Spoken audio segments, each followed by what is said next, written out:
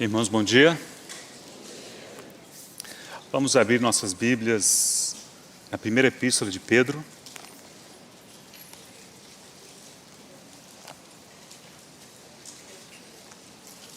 Primeira epístola de Pedro, no capítulo 4.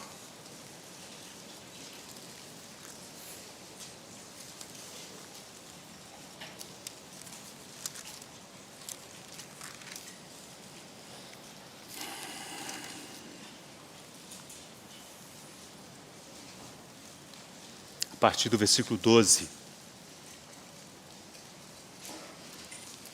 Amados, não estranheis o fogo ardente que surge no meio de vós, destinado a provar-vos, como se alguma coisa extraordinária vos estivesse acontecendo.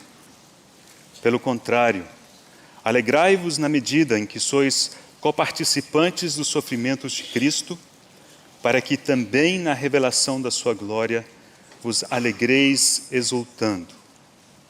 Se pelo nome de Cristo sois injuriados, bem-aventurados sois, porque sobre vós repousa o Espírito da glória e de Deus. Vamos orar mais uma vez. Senhor, te damos graças pela tua bondade que temos podido experimentar desde o momento que chegamos aqui, Senhor. Obrigado, Senhor, pela vida dos irmãos, obrigado por aquilo que o Senhor fez, está fazendo e fará na vida daqueles que te pertencem. Obrigado, Senhor, pela tua palavra, e nós nos encomendamos às tuas mãos, tuas boas mãos, com confiança, pedindo que o Senhor nos conduza e o Senhor mesmo fale o nosso coração. Ajuda-nos a nos aquietarmos e a teus pés ouvirmos a tua voz.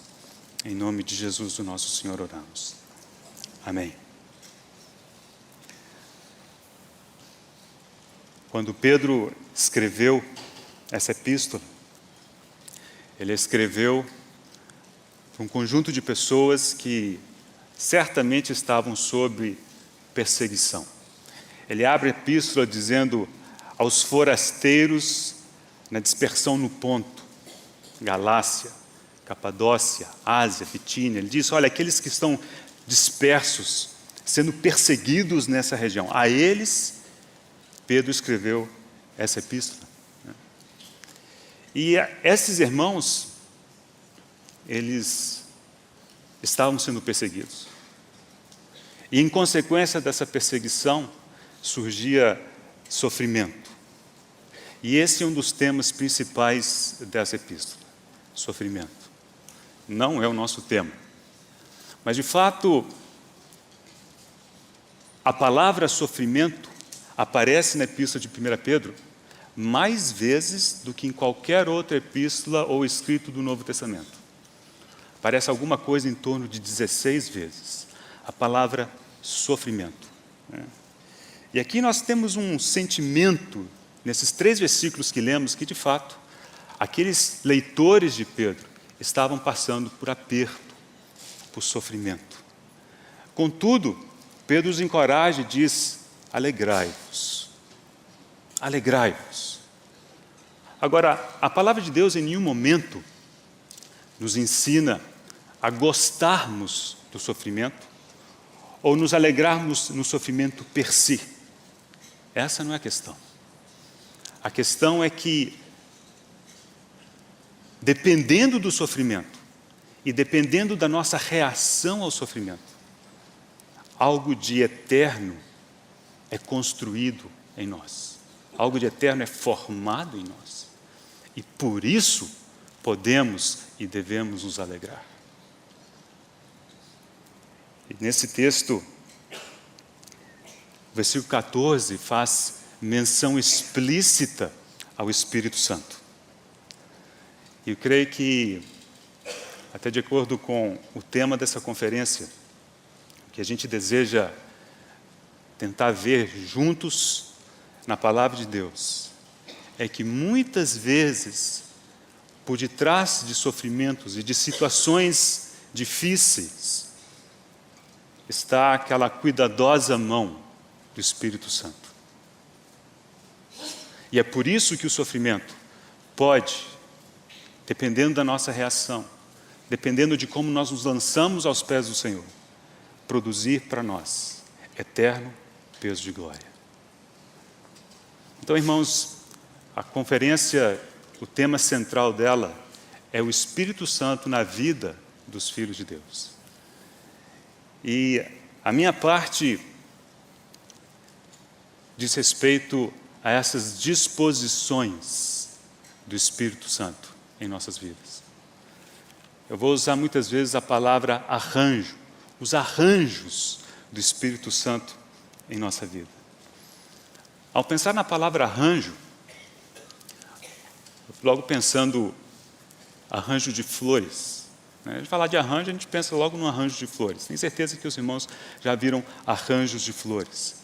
Agora, os arranjos de flores, eles não são feitos assim, vai no jardim, corta algumas flores, pega aquele bolo, joga em algum lugar e diz, eis o arranjo de flor. Não é assim. Ao contrário, as flores, elas são colhidas e elas são organizadas de forma cuidadosa, selecionadas nos seus tipos, as cores. Às vezes, por detrás das flores aparecem folhas em tom verde escuro, talvez, para ressaltar a cor das flores.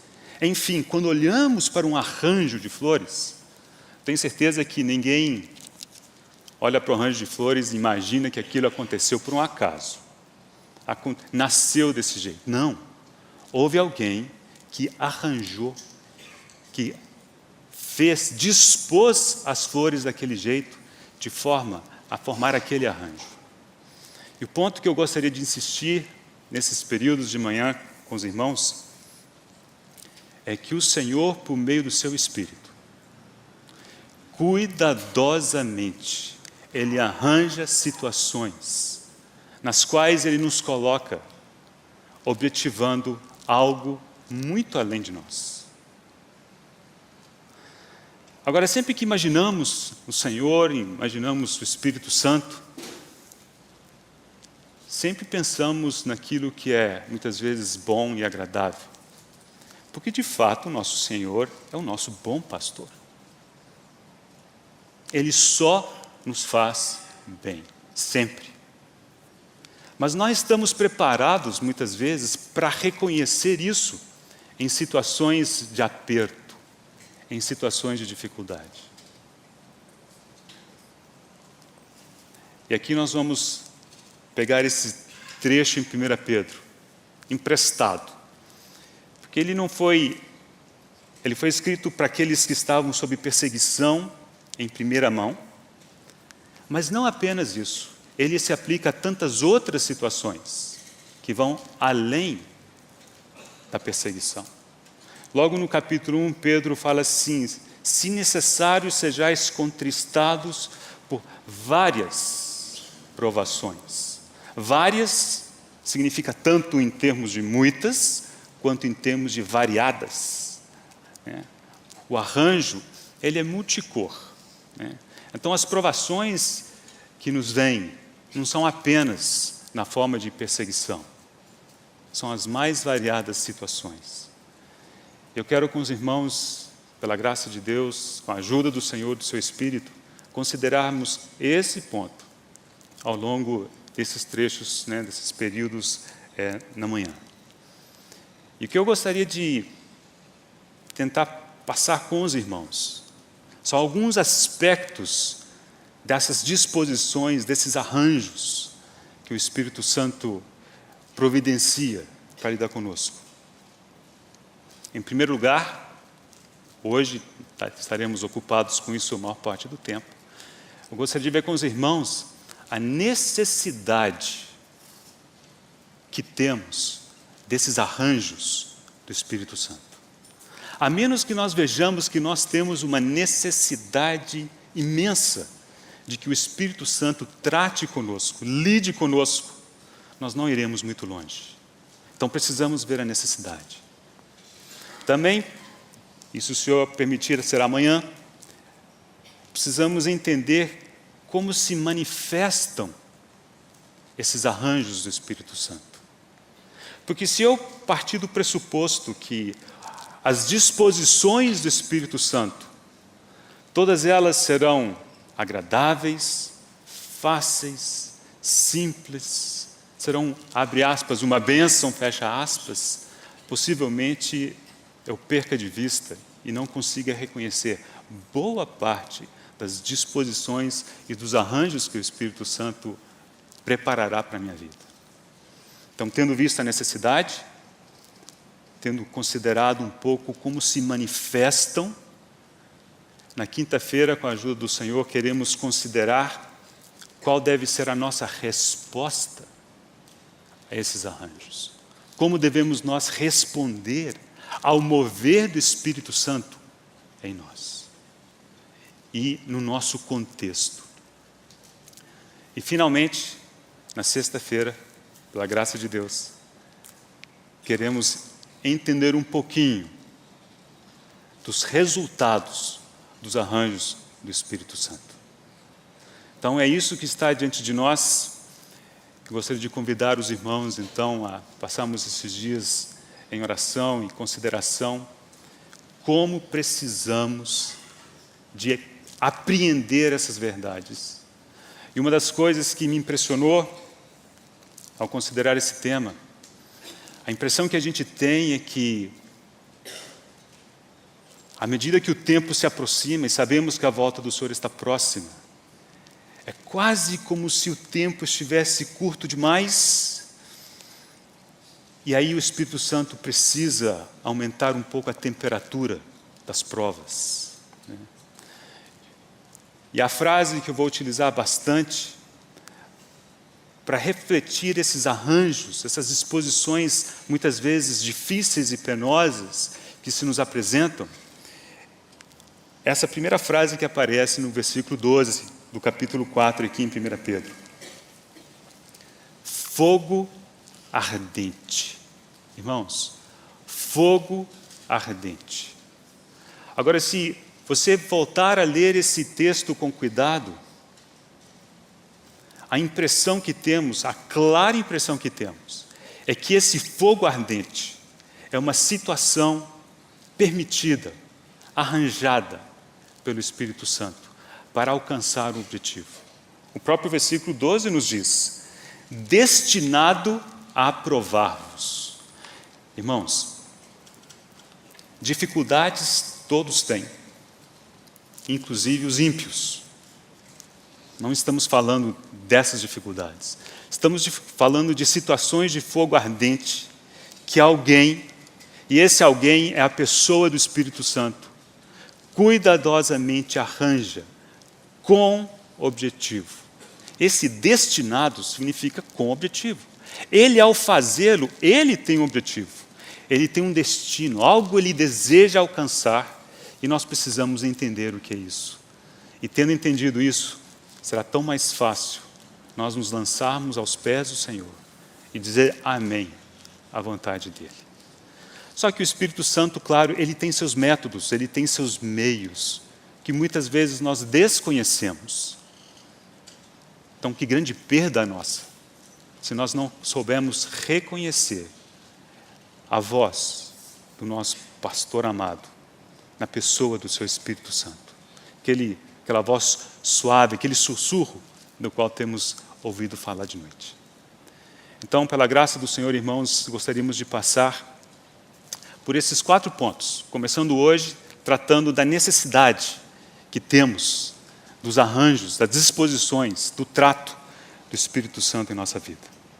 Só que antes de tocarmos especificamente nisso, eu gostaria, a título de ilustração, considerarmos um evento na vida do Senhor.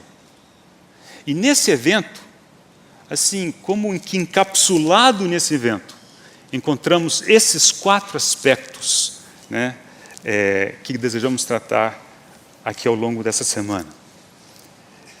Esse evento é a tentação do Senhor Jesus Cristo. Vamos abrir juntos então em Mateus capítulo 4. Apenas o versículo 1. A seguir foi Jesus levado pelo Espírito ao deserto para ser tentado pelo diabo.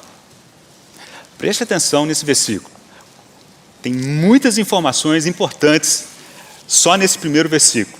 A seguir, foi Jesus levado pelo Espírito ao deserto para ser tentado pelo diabo. Então, agora, ao considerarmos esses 4 aspectos, necessidade, manifestação, resposta e consequências, os resultados dos arranjos do Espírito Santo, na vida do Senhor nós o faremos, mas não nessa ordem, não nessa sequência. Então, vamos primeiro começar pelo segundo ponto, que é a manifestação. O que aconteceu? Como é que surgiu? Aqui vemos, o texto começa assim, a seguir. Existe um calendário, existe um tempo em que o Espírito Santo determina, diz, é agora. Aquela situação é para ser agora. Não é em qualquer hora, não é no nosso horário, não é no nosso plano, é no horário, no calendário, na agenda de Deus. E o Espírito Santo, diz o texto, que levou o Senhor até o deserto para ser tentado pelo diabo. Então observe, irmãos, que aqui a origem, a iniciativa foi do Espírito Santo. E isso é fundamental para entendermos a manifestação. Porque não são quaisquer situações, não são todos os sofrimentos que serão como fogo ardente, mas são aquelas coisas que têm a sua origem no Espírito Santo. Ele determina, é hoje, é a partir de amanhã, é daqui uma semana, será assim. Então a manifestação começa com o próprio Espírito. E o que ele fez? Tomou o Senhor e o conduziu. Aqui diz, o levou ao deserto. Esse é outro aspecto importante. Ele não levou o Senhor a um spa para relaxar, né, e se sentir bem. Ele levou o Senhor ao deserto. Ah, não, mas no deserto? Ah, isso não é de Deus, não.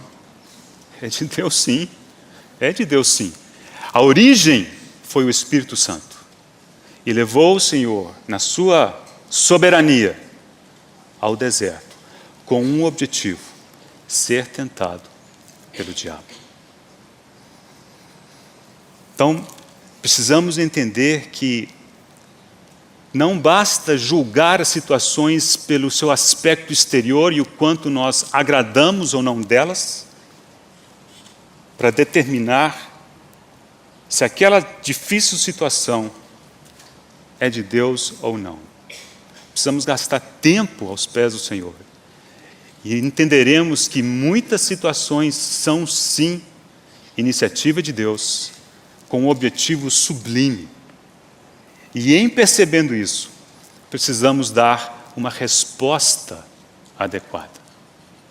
Daqui a pouquinho nós vamos falar da resposta do Senhor com respeito a esse evento. Mas vamos olhar esses versículos paralelos nos outros 2 evangelhos que descrevem a tentação do Senhor, porque elas são instrutivos. Marcos capítulo 1, versículo 12. Segundo o estilo de Marcos, o versículo correspondente ao de Mateus é bem mais curto, muito mais objetivo. E aqui lemos apenas, e logo o Espírito o impeliu para o deserto. Lá em Mateus, diz que o Espírito levou o Senhor para o deserto. Aqui diz que impeliu. E esse verbo impelir, ele significa levar com força, com uso de firmeza. Se os irmãos olharem as ocorrências dessa palavra no Novo Testamento, encontrarão algo muito, muito curioso. E eu vou mencionar apenas uma ocorrência que dará a impressão certa, nos dá a entender, nos ajuda a compreender a firmeza do Espírito Santo referida nesse texto. Os irmãos sabem que ao longo do ministério do Senhor, Ele entrou e purificou o templo 2 vezes. Uma no início do seu ministério uma vez ao final do seu ministério. Então, por 2 vezes, ele entrou e, como dizemos, ele purificou o templo. Muito bem, a primeira vez, né, isso está descrito no capítulo 2 do Evangelho de João, lá diz assim, que tendo feito um azorrague de cordas, expulsou a todos do templo. Essa palavra expulsou, sabe que palavra que é? É a mesma palavra dessa que é aplicada ao Espírito, quando diz que ele o impeliu ao deserto. Os irmãos conseguem perceber a firmeza, a força envolvida nesse texto? Por que estou insistindo nesse ponto? É que muitas vezes, quando nós sentimos que somos impelidos com força, contrária à nossa vontade, muitas vezes, nós, por alguma razão, imaginamos que isso não pode ser de Deus. Isso não deve ser de Deus. E começamos a orar, às vezes, contrários à vontade de Deus. Não é de admirar que a nossa vida cristã, às vezes, avance tão pouco, amadureça tão pouco. Porque o Senhor quer nos levar, às vezes, com força, impelindo-nos numa direção, e nós resistimos. Nós queremos ir numa outra direção. Lucas capítulo 4. Esse talvez possamos dizer que é o outro lado da moeda de Marcos capítulo 1. Que Marcos capítulo 1 foca na firmeza, na determinação do Espírito Santo ao levar o Senhor para o deserto. Mas aqui lemos assim, capítulo 4, versículo 1, Jesus, cheio do Espírito Santo, voltou do Jordão e foi guiado pelo mesmo Espírito no deserto. Preste atenção que aqui não diz que ele foi guiado para o deserto. Isso é verdade também. Mateus capítulo 4. Mas aqui diz que, cheio do Espírito Santo, ele foi guiado pelo mesmo Espírito. Não há contradição aqui. O mesmo Espírito que nos enche, esse mesmo Espírito executará e trabalhará com firmeza em nós, conduzindo-nos muitas vezes para situações de fogo ardente, situações de deserto, para sermos provados. E aqui diz que ele foi conduzido pelo mesmo Espírito no deserto. No meio da situação, por mais difícil, aquecida que seja, esse bendito Consolador é aquele que nos conduz no meio dessa situação. Então, irmãos, olha quantos aspectos diferentes estão envolvidos nessa ação do Espírito Santo ao levar o Senhor para ser tentado. Foi o arranjo que o Espírito Santo fez, que ele planejou. A iniciativa foi dele, não foi do Senhor, muito menos do inimigo. Aliás, alguém já disse, não precisamos concordar, mas alguém já disse que se Satanás tivesse tido a opção, não teria ido para aquele confronto, porque ele foi derrotado também ali, né? E o Senhor, tendo sido tentado, naqueles 40 dias, ele saiu de lá vitorioso. E esse é o aspecto da resposta do Senhor. Qual que foi a resposta do Senhor? Vemos ao longo desses 3 textos, nós não lemos os 3 textos, mas se vocês lerem, nós não encontramos resistência nenhuma por parte do Senhor. Ele deixou ser conduzido, deixou ser levado, ele deixou ser guiado naquele contexto. Não é de admirar que, quando o inimigo se apresentou, ele disse: se és filho de Deus, então comanda que essas pedras se transformem em pães. O Senhor disse: nem só de pão viverá o homem. Ele não estava sendo tentado ali como Deus, porque Deus não pode ser tentado pelo mal. Ele estava sendo tentado como um homem. Por isso, quando ele disse: nem só de pão vive o homem, Ele estava se referindo a si? Eu, como homem, eu não dependo apenas do pão, mas de toda a palavra que procede da boca de Deus. E em todas as respostas e atitudes que vemos do Senhor naquele evento, nós só podemos nos curvar em adoração ao Senhor. Perfeito em toda ação, em toda reação. Ele não resistiu, ele não reclamou. Ele deixou ser levado e conduzido e guiado pelo Espírito para e no deserto.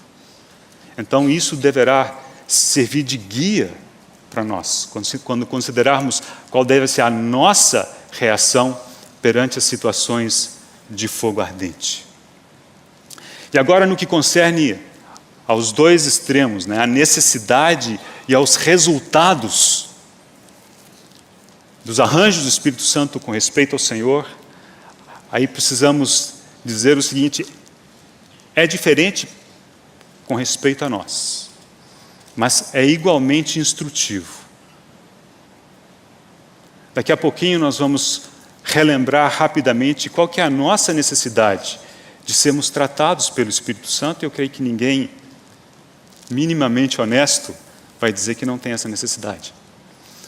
Mas quando pensamos no Senhor, aí às vezes a gente sente assim, mas será que o Senhor tinha necessidade? Será que o Senhor, Ele precisava desses arranjos do Espírito Santo? Irmãos, precisava. Não como Deus que Ele era, porque como Deus Ele é eternamente perfeito, eternamente completo. Mas, como acabamos de cantar, o Senhor se esvaziou, se fez carne. Ele se tornou homem. E como homem, Ele precisava crescer, se desenvolver, amadurecer, ser completo, ser aperfeiçoado. E o texto de Hebreus nos ajuda a entender bem essa questão. Vamos abrir juntos em Hebreus, primeiramente no capítulo 2, os últimos 2 versículos desse capítulo, versículo 17. Por isso mesmo convinha que, aqui é quase que dizer, havia uma necessidade, era necessário, convinha, que em todas as coisas se tornasse, falando do Senhor Jesus Cristo, se tornasse semelhante aos irmãos, para ser misericordioso e fiel sumo sacerdote nas coisas referentes a Deus e para fazer propiciação pelos pecados do povo. Pois naquilo que ele mesmo sofreu, tendo sido tentado, é poderoso para socorrer os que são tentados. Vamos imaginar que o Senhor não tivesse sido tentado. Claro que o Senhor não foi tentado apenas naquela ocasião. Imagina que o Senhor não tivesse sido tentado em momento nenhum da sua vida. Quando nós nos chegássemos a Ele, frustrados, cansados de sermos tentados e de fracassarmos na tentação, talvez o ouvíssemos dizer: eu sei, meu filho, eu sei do que você está falando. Mas esse eu sei seria o eu sei de um Deus onisciente, um Deus que sabe todas as coisas. Mas, hoje, quando vamos ao Senhor e abrimos o coração muitas vezes em frustração, e ouvimos o eu sei, meu filho, esse eu sei é diferente. Não é um eu sei de um Deus onisciente, que Ele é, mas é um eu sei de um homem, que Ele é, que foi tentado à nossa semelhança em todas as coisas, mas sem pecado. É alguém que viveu o que a gente vive. Para nós é difícil entender isso, mas isso é uma realidade absolutamente verdadeira. O Senhor experimentou todas as coisas pelas quais nós experimentamos. E se ao longo da sua vida ele não teve doença, Isaías nos diz que lá na cruz, ele levou sobre si as nossas enfermidades. Ele as experimentou. Assim como o nosso pecado caiu sobre ele, as nossas enfermidades caíram sobre ele também. Ele sabe o que é doença. Ele caiu sobre ele essas doenças, ainda que ele não tenha vivido doença durante os dias da sua carne. Ele tem todo o conhecimento experimental da sua dificuldade, da minha dificuldade. Mas, irmãos, ele não nasceu assim. Ele precisava passar por essa experiência. É o que o texto diz, convinha que em todas as coisas se tornasse semelhante aos irmãos, para ser fiel, sumo sacerdote, nas coisas referentes a Deus, e para fazer propiciação pelos pecados do povo. E agora, tendo sido tentado, ele é capaz de socorrer aos que são tentados. Hebreus capítulo 5. Um outro texto muito parecido. Versículo 7. Ele, Jesus, nos dias da sua carne, tendo oferecido com forte clamor e lágrimas, orações e súplicas, a quem o podia livrar da morte, e tendo sido ouvido por causa da sua piedade, embora sendo filho, aprendeu a obediência pelas coisas que sofreu. E tendo sido aperfeiçoado, tornou-se o autor da salvação eterna para todos os que lhe obedecem, tendo sido nomeado por Deus sumo sacerdote segundo a ordem de Melquisedeque. Muitas vezes temos essa dificuldade com essa palavra, né? Tendo sido aperfeiçoado. Porque na nossa cabeça é assim, então ele era imperfeito, ele tinha falhas, não nesse aspecto. O Senhor não tinha nenhuma falha. Mas se ele não tivesse se tornado homem, e em se tornando homem, se ele não tivesse aceito passar por todas as fases e os aspectos da vida do homem, ele não seria completo. É nesse aspecto que temos a palavra aqui, ele foi aperfeiçoado, ele foi completo. E então, pôde se tornar o autor da salvação eterna. Observemos agora, para encerrar essa meditação, irmãos, os resultados na vida do Senhor. Então, se vocês voltarem ao capítulo 2, vamos observar como é que o texto coloca, o que resultou dessa atitude do Senhor. No versículo 17 lemos, se tornasse. Depois de uma linha, para ser misericordioso. Mais uma linha, para fazer propiciação pelo povo. No versículo 18 diz, é poderoso para socorrer. Ou seja, agora ele é capaz de socorrer.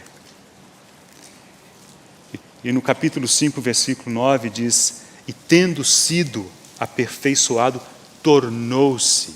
Então vemos como que na própria vida do Senhor, essas disposições, esses arranjos do Espírito Santo, que o levaram, naquela ocasião, para a tentação, e certamente ao longo de toda a sua vida, porque lemos que ele crescia em estatura e graça diante de Deus e dos homens. O Espírito Santo, desde a mais tenra idade do Senhor, foi organizando, arranjando as situações, dispondo tudo e submetendo o Senhor a esse treinamento. E ao final, o que vemos é alguém completo, que pode se tornar o autor da salvação eterna, que pode fazer propiciação, que pode se compadecer de nós. No Senhor nós temos todas essas fases. E com respeito a nós, queremos ver como que elas se encaixam. E o primeiro ponto, mas talvez seja o mais fácil, mas precisamos considerá-lo, é a nossa necessidade dos arranjos do Espírito Santo. Quando Adão caiu, quando ele pecou, o Senhor disse a Adão, logo antes, falou assim: Adão, olha, de todas as árvores do jardim comerás livremente, mas da árvore do conhecimento do bem e do mal, dela não comerás. Porque no dia em que dela comeres, certamente morrerás. Adão pecou, tomando e comendo da árvore do conhecimento do bem e do mal. E sabemos que naquele dia morreu. Mas ainda conseguimos ver Adão se mover. Ainda conseguimos ver que Adão interagia com sua esposa, com Deus, com seus filhos. Então o que morreu em Adão naquele dia foi o seu espírito.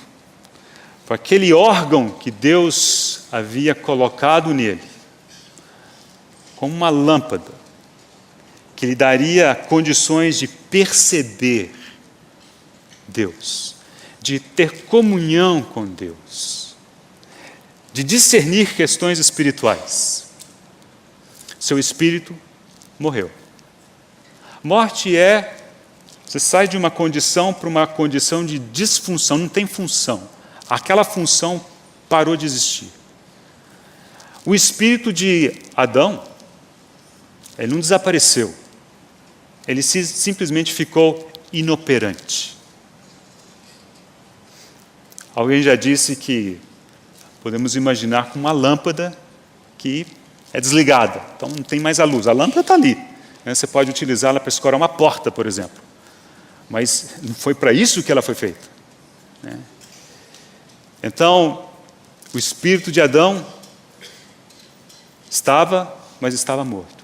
E como consequência disso, o seu corpo pereceria. E, de fato, o seu corpo entrou num processo de degradação, o que Paulo chama de cativeiro da corrupção, do qual todos estamos presos até segunda ordem, né?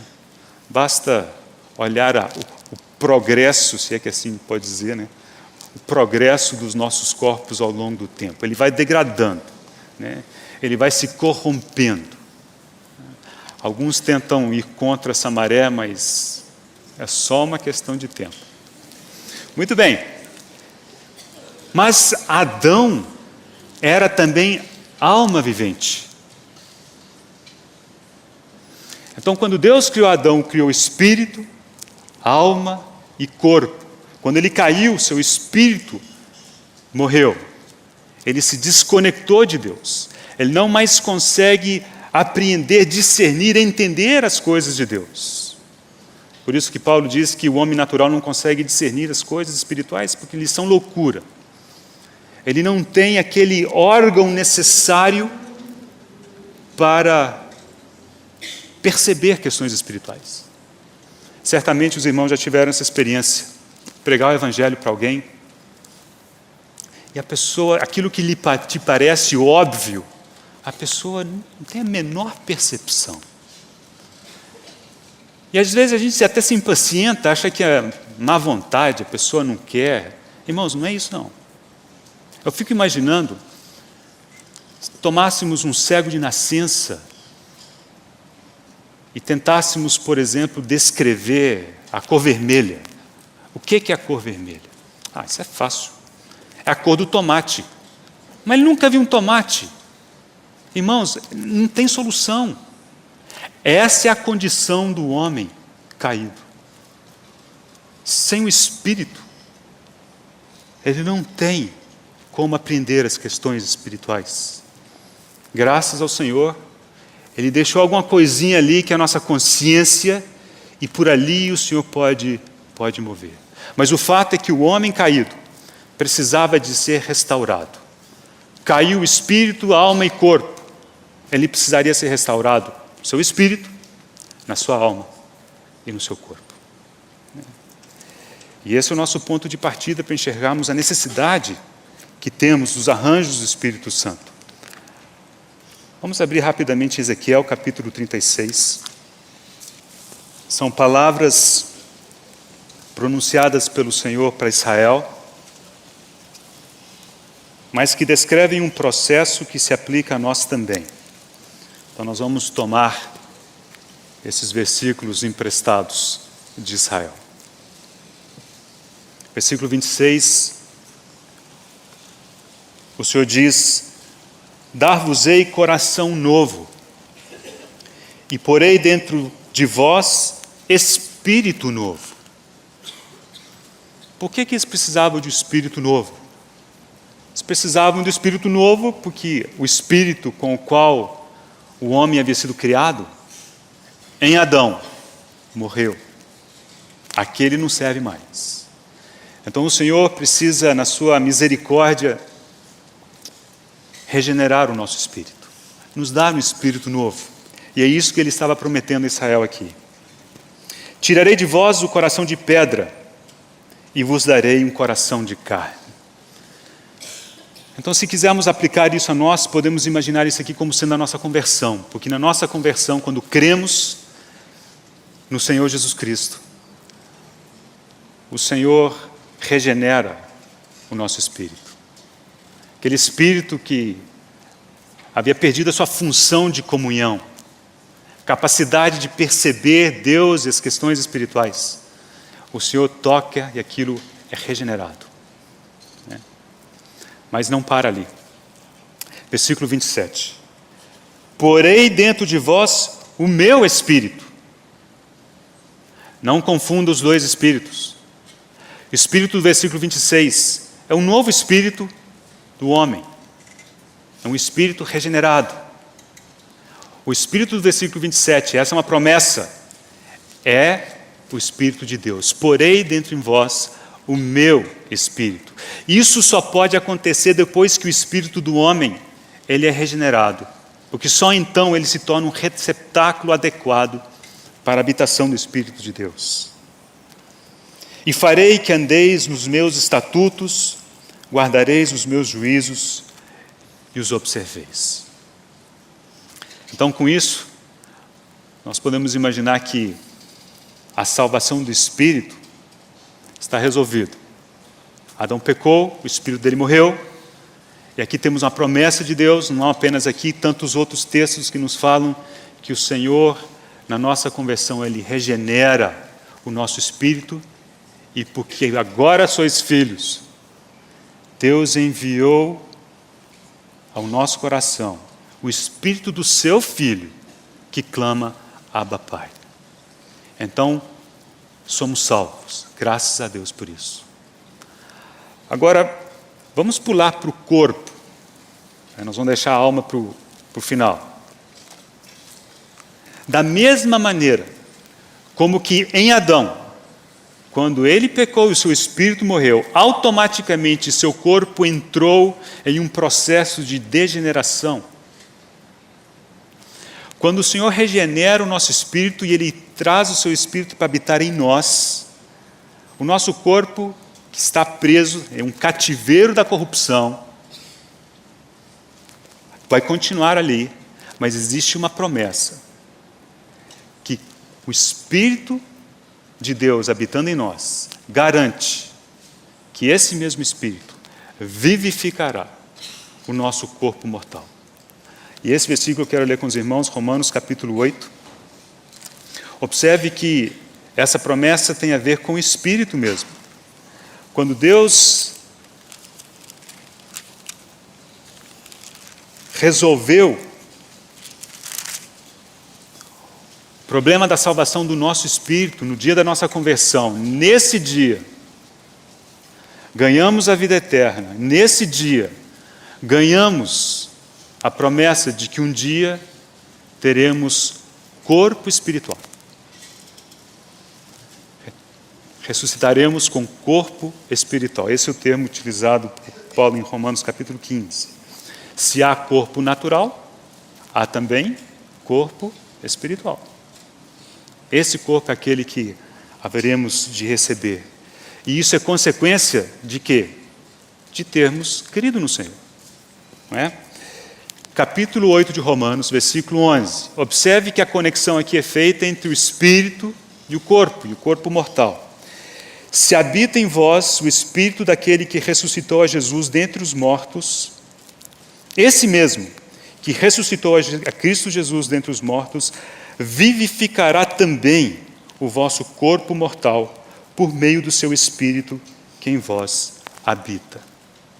E ainda que esse versículo certamente tem uma aplicação atual para nós, o nosso corpo hoje, apesar de tudo, se beneficia da vida do Senhor em nós. Mas a grande promessa é aquela que está ainda por se cumprir. É que um dia, à semelhança do Senhor, teremos corpo espiritual. Então o espírito e o corpo estão contemplados. E a alma? E essa tal alma? É essa que também caiu, que também ficou completamente desordenada. É nessa condição que nós nos convertemos. Então, certamente os irmãos já tiveram essa experiência. Um recém-convertido, não temos qualquer dúvida de que realmente creu no Senhor, porque percebemos a vida do Senhor nele. Mas ao considerar tantos outros aspectos da vida da pessoa, a vida da pessoa está uma bagunça total e completa, sobre todos os possíveis aspectos. Por quê? Porque essa alma, que foi bagunçando e confundindo e crescendo fora de proporções ao longo de toda uma vida, quando a pessoa se converte, não muda assim. O espírito é regenerado assim. Há uma promessa para o corpo, mas a alma precisa passar por um longo processo de transformação. E desse longo processo de transformação nos fala a palavra de Deus, especialmente nas epístolas de Tiago, 1 Pedro também. E muitos chamam isso de a salvação da alma ou a santificação. E, irmãos, se o Espírito Santo tem papel fundamental, determinante na salvação do nosso espírito, na regeneração do nosso corpo, veja bem o que diz esse texto. Por meio do seu espírito que em nós habita, ele vivificará também o nosso corpo mortal. Não é difícil de entender que o Espírito Santo também tem papel fundamental na salvação da nossa alma, na nossa santificação, no nosso trato. Só que o Espírito Santo tem seus métodos, ele tem seu calendário, ele tem seu jeito. O irmão nos falava há pouco, seus caminhos. Quais são os caminhos do Senhor? Precisamos aprender a tentar, a ouvir o Espírito Santo. Não para matar a nossa curiosidade, mas para reconhecer que é Ele e correr após Ele. Para reconhecer que é Ele e nos rendermos ao seu conduzir. Ainda que por vezes seja um impelir com força em direção a situações que a gente não quer. Você não precisa gostar. Nós só precisamos ceder e permitir que o Espírito nos conduza. Então, irmãos, grande esse desafio. E às vezes olhamos para a salvação da nossa alma, nossa santificação, olhamos para situações difíceis, situações de fogo ardente, e nos parecem grandes montanhas, grandes montes. Eu queria repartir um pensamento que eu li de um irmão. Para isso, vamos abrir no livro de Zacarias. Zacarias capítulo 4. Imagine que o Senhor, falando para esses montes que nos assustam, faça a sua lista de montes, não precisa me falar não. Quais são os seus montes, seus desafios, aqueles desafios que parecem completamente intransponíveis? Versículo 7. Quem és tu, ó grande monte? Diante de Zorobabel serás uma campina. Oh, como gostaríamos de que todos os nossos montes fossem transformados numa campina, pela qual pudéssemos trafegar sem maiores dificuldades. Mas aqui existe essa palavra. E a gente passa e imagina assim, poxa, como será isso possível? E a resposta está no versículo anterior, versículo 6. Preste atenção. Prosseguiu ele e me disse: esta é a palavra do Senhor a Zorobabel, não por força, nem por poder, mas pelo meu Espírito, diz o Senhor dos Exércitos. Irmãos, esses montes, quaisquer que sejam, não serão aplainados, não serão atravessados pela força e pelo poder do homem. Não adianta, nós somos incapazes disso. Mas pelo meu Espírito, diz o Senhor dos Exércitos. Não por força, nem por poder, mas pelo meu Espírito, diz o Senhor dos Exércitos. Comentando a respeito desse texto, o irmão Austin Sparks disse que o Espírito Santo em nós é a contraparte de Deus para todo alto monte. O Espírito Santo em nós é a contraparte da parte de Deus para fazer jus frente a todo alto monte. Não é pelo seu poder, nem pela sua força, mas pelo Espírito de Deus. Não há outra maneira. E nós precisamos ver isso. Para encerrar, irmãos, ao final das sessões eu procurei buscar um exemplo na vida de alguém na qual a gente pudesse reconhecer de forma muito clara esses 4 aspectos. O meu personagem escolhido foi José do Egito. Então vamos encerrar só considerando a necessidade dos arranjos de Deus na vida de José. E se o Senhor permitir, ao longo da semana voltaremos à vida de José para considerarmos os outros aspectos, a manifestação das disposições do Espírito Santo, a resposta, a reação de José e também os resultados. Capítulo 7 do livro de Gênesis. Vamos ler a partir do versículo 2. Esta é a história de Jacó. Tendo José 17 anos, apacentava os rebanhos com seus irmãos. Sendo ainda jovem, acompanhava os filhos de Bila e os filhos de Zilpa, mulheres de seu pai, e trazia más notícias deles a seu pai. Ora, Israel amava mais a José que a todos os seus filhos, porque era filho da sua velhice, e fez-lhe uma túnica talar de mangas compridas. Vendo, pois, os seus irmãos que o pai amava mais que a todos os outros filhos, odiaram-no e já não lhe podiam falar pacificamente. Teve José um sonho e o relatou a seus irmãos, por isso o odiaram ainda mais. Pois lhes disse: rogo-vos, ouvi este sonho que tive. Atávamos feixes no campo, e eis que o meu feixe se levantou e ficou em pé, e os vossos feixes o rodeavam e se inclinavam perante o meu.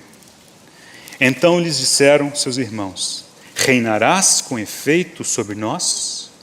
E sobre nós dominarás realmente? Com isso, tanto mais o odiavam por causa dos seus sonhos e das suas palavras. Teve ainda outro sonho, e o referiu a seus irmãos, dizendo: sonhei também que o sol, a lua e 11 estrelas se inclinavam perante mim. Contando a seu pai e a seus irmãos, repreendeu o pai e lhe disse: que sonho é esse que tivestes? Acaso viremos eu e tua mãe e teus irmãos a inclinar-nos perante ti em terra?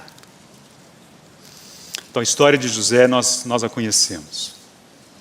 Seria interessante poder abordar esse assunto sem conhecer o final da história, né? Porque nós poderíamos avançar sempre com aquela dúvida, né? O que vai acontecer? Bom, mas conhecemos a história. Mas vamos fazer de conta que a gente não a conheça. Aqui encontramos esse jovem José, 17 anos. E o versículo 2 diz que ele trazia más notícias dos seus irmãos a seu pai. Alguns veem nisso uma referência a um caráter subótimo de José, que gostava de voltar ao seu pai e contar as coisas erradas, né, que os seus irmãos faziam. Nada que a gente conheça, né, na nossa vida familiar, não é mesmo? Eu não sei do que ele está falando, mas a gente imagina, né? Outros acham que não, que José era gente muito boa.